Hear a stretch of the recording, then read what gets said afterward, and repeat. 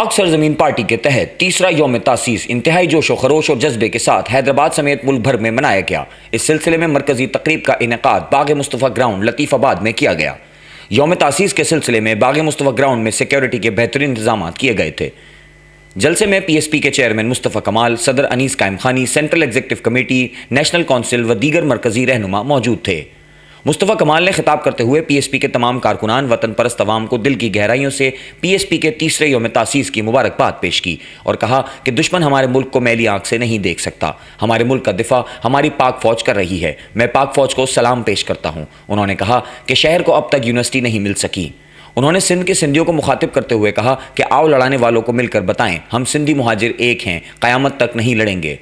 ہم 18ویں ترمیم کو رول بیک کرنے کے خلاف ہیں۔ ایسے 18ویں ترمیم کا کیا فائدہ کہ سندھ کے شہروں میں پیسہ نہ ملے، اور 18ویں ترمیم اس وقت منظور ہے جب صوبوں سے تمام اضلاع کو اختیارات ملیں۔ انہوں نے مزید کہا کہ عمران خان نے نئے بلدیاتی نظام کے نفاذ کا کہا تھا۔ 8 ماہ میں آپ سندھ کا نظام تو دور 3 صوبوں کا ڈاکیومنٹ تک نہیں بنا پائے۔ یہ کیسی تبدیلی ہے؟ کس کے پاس جا کر فریاد کریں؟ جلسے میں کارکنان نے ہزاروں کی تعداد میں شرکت کی۔ اس موقع پر پاک سرزمین پارٹی کے اراکین، سینٹرل ایگزیکٹو کمیٹی و نیشنل کونسل کے اراکین نے بھی جلسے میں موجود شرکاء سے خطاب کیا۔